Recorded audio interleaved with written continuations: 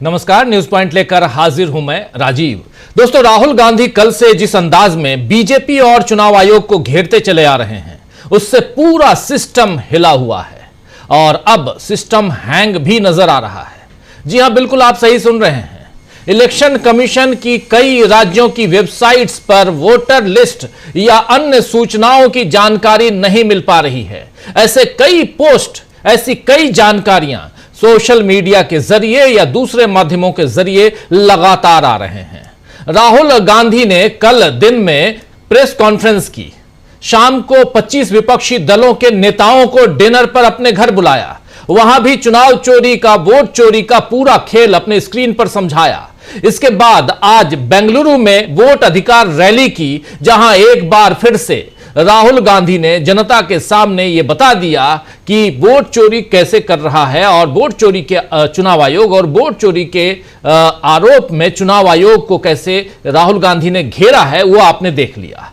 और इसके अलावा आज एक 8.5 मिनट का वीडियो भी राहुल गांधी ने जारी किया है, जिसमें to the point Rahul Gandhi ने बताया है कि कैसे चुनावी धांधली हुई है, चुनावों में कैसे धांधली की जा रही है, वोटों को कैसे चुराया जा रहा है, कैसे एक जगह पर कई सारे ढेर सारे वोटर्स इकट्ठा किए जा रहे हैं, एक छोटे से कमरे में 80-80 वोटर्स कैसे आ रहे हैं। ये सारी बातें जो कल जो प्रेस कॉन्फ्रेंस में उन्होंने रखी थी, उन बातों को उन्होंने एक 8.5 मिनट के एक छोटे से वीडियो में उन्होंने बताकर रख दिया है। आइए वहीं से शुरुआत करते हैं आज की इस कार्यक्रम की, न्यूज पॉइंट की। पहले उस वीडियो का छोटा सा अंश आपको दिखाते हैं। 8.5 मिनट का वीडियो है, हमारे चैनल पे आप देख सकते हैं। लेकिन सबसे बड़ी चीज है कि राहुल गांधी इतनी हिम्मत आखिर क्यों कर रहे हैं।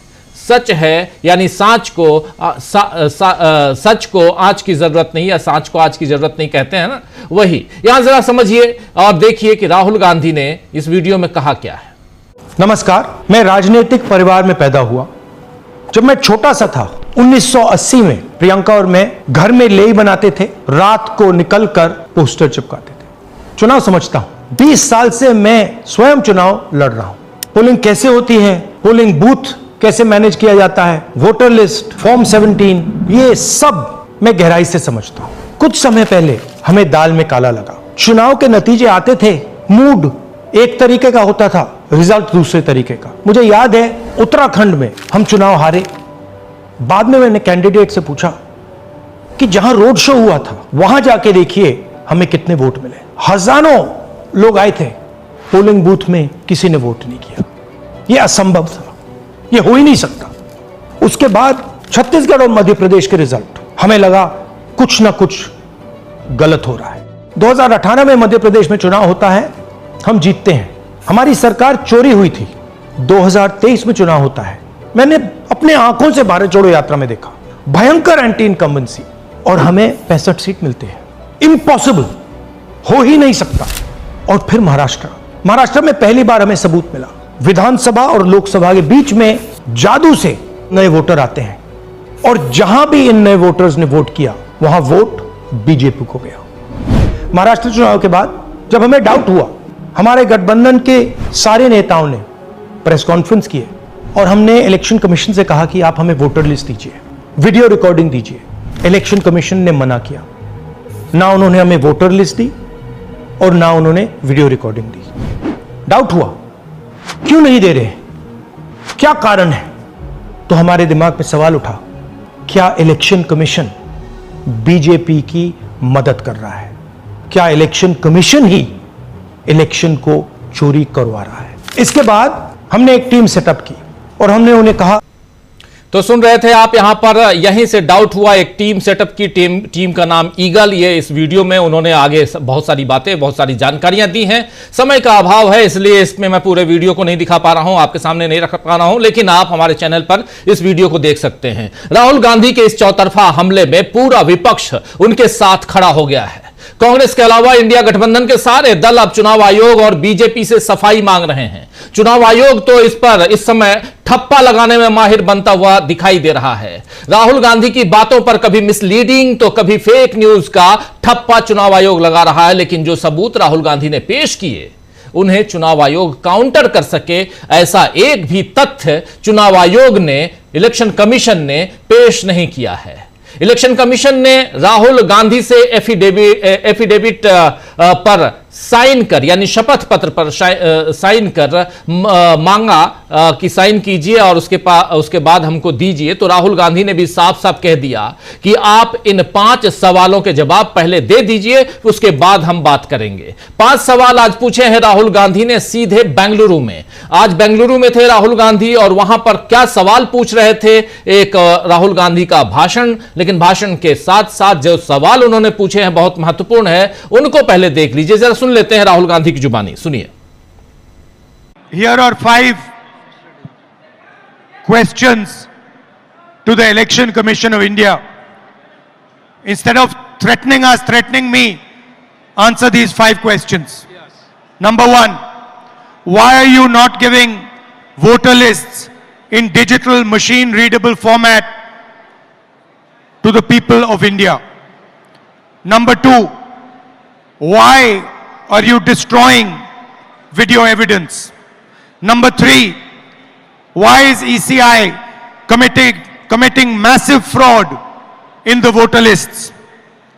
Number 4, why is ECI threatening opposition instead of answering our questions? And finally, why is ECI behaving like an agent of the BJP? चुनाव आयोग हिसाब दो, बीजेपी और चुनाव आयोग जवाब दो। तो यहां राहुल गांधी साफ साफ कह रहे हैं कि मुझे धमकाने और विपक्ष को धमकाने से बेहतर है कि हम सब के इन 5 सवालों का जवाब दें।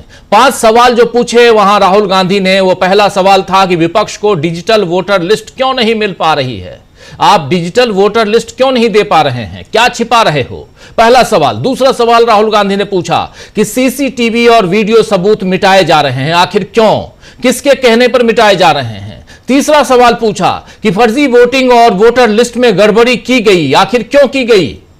चौथा सवाल कि विपक्षी नेताओं को धमकाना डराना क्यों डरा रहे हैं, क्यों धमका रहे हैं।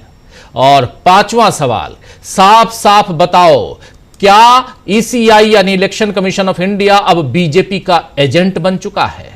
ये 5 सवाल पूछा यहां राहुल गांधी ने, और राहुल के इन सवालों को अब अगर हल्के में उड़ाने की कोशिश की जाएगी तो बीजेपी बहुत बुरा फंसेगी, और साथ ही चुनाव आयोग के वो तमाम अधिकारी भी फंसेंगे जो बीजेपी के कहने पर काम कर रहे हैं। बीजेपी की ट्रोल आर्मी तो राहुल गांधी के पीछे लग ही चुकी है, लेकिन ट्रोल आर्मी तक आए और आगे की बात करें उससे पहले 2 बाइट और सुनाना चाहता हूं। राहुल गांधी ने कल जब प्रेस कॉन्फ्रेंस की और इंडिया गठबंधन के तमाम नेताओं ने राहुल गांधी को हाथों हाथ लिया इस प्रेस कॉन्फ्रेंस और उनकी बातों, उनकी मेहनत को सलाम किया, और आज एक बाइट आई अखिलेश यादव की। अखिलेश यादव ने कहा कि शपथ पत्र मांग रहा है चुनाव आयोग राहुल गांधी से। मैं तो पहले दे चुका हूं शपथ पत्र, 18,000 वोटर्स का जो शपथ पत्र था, आखिर उस पर क्या किया चुनाव आयोग ने। सुनिए जरा अखिलेश यादव की जुबानी। समाजवादी पार्टी ने 18,000 वोट जो बीजेपी के इशारे पे डिलीट किए गए थे, जो वोट लोग नहीं डाल पाए थे, विद एफिडेविट हम लोगों ने इलेक्शन कमीशन को दिया था। उसके बावजूद भी किसी भी आरोप पर, किसी भी बीएलओ पर कोई कार्रवाई इलेक्शन कमीशन ने नहीं की। और अभी जो उपचुनाव हुआ था, जहां पर पुलिस खड़ी होकर के अपनी सर्विस रिवॉल्वर निकाल करके वोट रोक रही थी, और मैं आपसे कहता हूं कुंदरकी का आप सीसीटीवी रिकॉर्डिंग निकाल के लाइए, आपको पुलिस मिलेगी जो पुलिस वोट डाल रही है।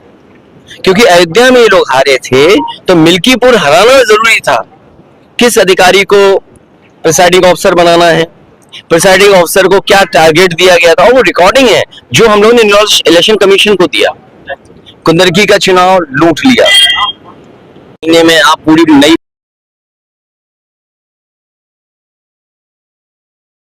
सुन रहे थे आप, कुंदरकी का चुनाव लूट लिया और कैसे यहां धोखाधड़ी और कैसे यहां फर्जीवाड़ा चल रहा है उसका पर्दाफाश कर रहे थे अखिलेश यादव। अखिलेश यादव ने अपनी बातें रखी और साफ साफ कि शपथ पत्र आप मांग रहे हो, ये सब हम पहले कर चुके हैं, लेकिन चुनाव आयोग ने आखिर किया क्या। चुनाव आयोग हैंग हो गया है। चुनाव आयोग का सिस्टम हैंग हो गया, चुनाव आयोग की वेबसाइट हैंग हो गई है। यही किया है, यही दिखाई दे रहा है आज जो कुछ हो रहा है। लेकिन प्रियंका गांधी ने भी सवाल पूछे हैं आज चुनाव आयोग से, सीधे सीधे प्रहार किया प्रियंका गांधी ने संसद परिसर में। आइए जरा सुन लेते हैं प्रियंका गांधी को क्या कुछ कह रही हैं राहुल गांधी के इस खुलासे के बाद आज संसद परिसर में। प्रियंका गांधी सुनिए। तो इतना बड़ा खुलासा किया है, अगर ये सब है, मान लो अगर अनइंटेंशनल गलती है तो आप उसको इन्वेस्टिगेट करिए। आप वोटर लिस्ट दे क्यों नहीं रहे हैं, आप इन्वेस्टिगेट कर क्यों नहीं रहे हैं? उसके बजाय आप कह रहे हैं कि एफिडेविट साइन करके दो। इससे बड़ा ओथ क्या है जब हम सदन में लेते हैं? इससे बड़ा इस देश में कोई भी ओथ है नहीं है। वो ओथ तो लिया हुआ है, पब्लिक में सब कुछ कह रहे हैं, दिखा रहे हैं आपको कि देखिए 40,000 फर्जी वोट हैं, 10,000 जो भी है उनके आंकड़े मुझे याद नहीं है, बट जो भी 11,000, 1 लाख से ज्यादा एक असेंबली में, एक विधानसभा के अंदर। आप समझ सकते हैं जो चुनाव लड़ता है वो समझता है इस बात को। विधानसभा का चुनाव और उसमें 1 लाख आपने फर्जी वोट डाल दिए, तो जहां जो जीते आप कहेंगे वही जीतेगा। स्पष्ट है, उससे कम चाहिए होते हैं विधानसभा में। तो देखिए एक और बड़ी बात है कि 25 सीटें ऐसी राहुल जी ने आंकड़ा रखा कि 25 ऐसी सीटें जहाँ 30,000 33,000 है। तो क्या आप चाहेंगे कि इन्वेस्टिगेशन होनी चाहिए? कैसे आप लोग आगे बढ़ेंगे? देखो आगे जैसे बढ़ेंगे वो इंडिया गठबंधन के जो नेता हैं सब आपस में चर्चा करके वही तय करेंगे कि आगे कैसे बढ़ना है। लेकिन ये बात स्पष्ट है कि इस पूरे मामले में गड़बड़ है। ये तो आपने भी देखा है, आपको भी बहुत स्पष्ट हो गया होगा। और जो जिस तरह से बीजेपी और बाकी नेताओं, इनके नेताओं का जवाब आ रहे हैं उससे स्पष्ट है। भाई अगर कोई कह रहा है कि गड़बड़ है, अब किसी भी चीज में आप टीचर के पास जाओ, बोलो मैम चीटिंग हो रही है, तो टीचर क्या कहेगी? थप्पड़ मारेगी तुम्हें कि बोलेगी कि मैं चीटिंग चेक करती हूँ कि क्या हो रहा है। और यहाँ क्या है कि उल्टा उनको, एक तो उनको गाली दे रहे हैं, सुबह से शाम तक कुछ ना कुछ उल्टा सुल्टा बोलते रहते हैं उनके बारे में, और कहते हैं कि एफिडेविट साइन करो। ये क्या बात है? सरकार हो ना, इतनी बड़ी वो इतना बड़ा ये हो रहा है, कांड हो रहा है आपके नाक के नीचे। अगर आप खुद नहीं कर रहे हो तो उसको इन्वेस्टिगेट करो। काम पता नहीं पूरे ऑपोजिशन को तो इन्वेस्टिगेट कर रहे हो, ईडी कर रहा है, सब कुछ हो रहा है, तो इनसे कराइए इन्वेस्टिगेट। इससे बड़ा कुछ हो सकता है? Various state election commissions have also reverted that. Various state election commissions have come out and they have said that whatever Rahul Gandhi said is wrong. So now various How state do they know election. it's wrong? How do they know it's wrong? Have they investigated it? The evidence is in front of them. Yes. Have they investigated it? How can they say it is wrong unless they investigate it? There can be no matter bigger than this. This is the democracy of our nation. It's not a joke. And it's not about one party or another party. If they have not investigated it, they cannot say that it is rubbish. Yes. I'm sorry, they have a bigger responsibility. If they feel that their responsibility is only to the BJP and only to one party, then they need to rethink it. Because as my brother said, a day will come when other people are in power. And then those who have colluded with this kind of complete destruction of our democracy will have to answer for it. When they तो सुन रहे थे आप यहां प्रियंका गांधी सीधा प्रहार करते हुए election commission पे कि अगर इलेक्शन कमीशन ने इस चीज को गंभीरता से लिया होता, इसकी जांच की होती तो बात कुछ और होती। लेकिन इलेक्शन कमीशन यहां जांच करने और बात करने से आगे इतर यहां दूसरा काम कर रहा है, और वो है सीधे सीधे आरोप लगाना राहुल गांधी के ऊपर। वोटर लिस्ट में गड़बड़ी के आरोप पर बीजेपी दावा कर रही है इधर कि अब राहुल गांधी खुद बिहार में एसआईआर को सही बताएंगे। लेकिन बिहार में तो एसआईआर का विरोध तेज हो ही रहा है और जल्द ही वहां तेजस्वी यादव के नेतृत्व में इंडिया इसी तरह साथ दिखाई देगा। 17 तारीख से बिहार में भी हम लोग देखेंगे कि धुआंधार राहुल गांधी की यात्रा होने वाली है। 15 दिनों की यात्रा बिहार में एसआईआर के खिलाफ चुनावी यात्रा के तौर पे इसे देखा जा रहा है। इस बीच राहुल गांधी के आरोपों के बाद एक बड़ा बदलाव यह देखने को मिला है कि पहले तो गोदी मीडिया ने इसे खारिज करने के लिए अपने एंकरों को सामने किया, फिर फैक्ट चेक के नाम पर रिपोर्टिंग की, तो उसमें भी राहुल गांधी ही सही साबित हो रहे हैं। एक उदाहरण आपके सामने रखना चाहता हूं। आदित्य श्रीवास्तव, कल ही राहुल गांधी ने इस नाम को आगे रखा था कि आदित्य श्रीवास्तव के एक नहीं बल्कि 4 वोटर आईडी कार्ड हैं जो बेंगलुरु में भी है, उसी जगह पे हैं, उसी जहां ये छानबीन हो रही थी, जिसको लेकर आए हैं राहुल गांधी। आदित्य श्रीवास्तव नाम के वोटर का जिक्र राहुल गांधी ने किया था, जिसने 4 जगह वोट डाले।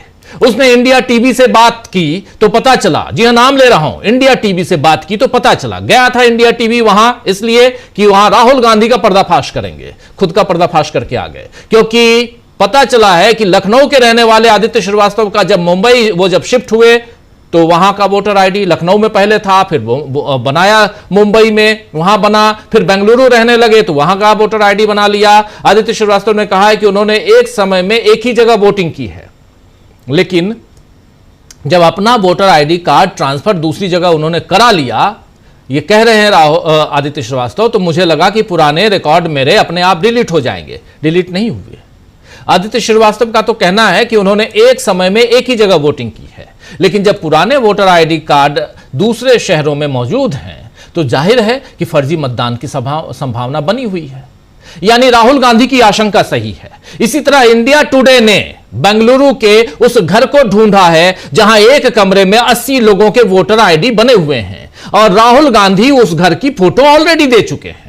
कुल मिलाकर राहुल गांधी ने जो सबूत सामने रखे हैं, उन्हें चुनाव आयोग, बीजेपी और बीजेपी का गोदी मीडिया खारिज नहीं कर पा रहा है। लिहाजा कभी इंदिरा गांधी का नाम लेकर तो कभी राहुल गांधी को पप्पू कहकर मजाक उड़ाया जा रहा है। मगर आज बेंगलुरु की रैली में जो जनता उमड़ी है, उसने बता दिया है कि अब गुमराह करने के पैतरे काम नहीं आएंगे। मंगलसूत्र और भैंस की चोरी की राजनीति तो जनता ने सहन कर ली, लेकिन क्या वोटों की चोरी की राजनीति को जनता बर्दाश्त करेगी? बड़ा सवाल है। और इन सब के बीच अभी भी खेल जारी है। चुनाव आयोग की वेबसाइट हैंग हो रही है। आखिर कौन कर रहा है हैंग?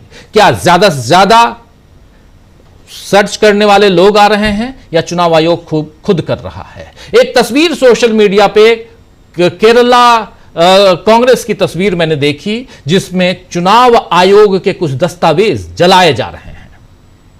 कौन जला रहा है? दावा है कि चुनाव आयोग अपने कुछ दस्तावेजों को जला रहा है। क्या राहुल गांधी का निशाना सही जगह पर लगा है? चलिए शुरुआत यहीं से करते हैं। हमारे साथ कुछ वरिष्ठ साथी जुड़े हुए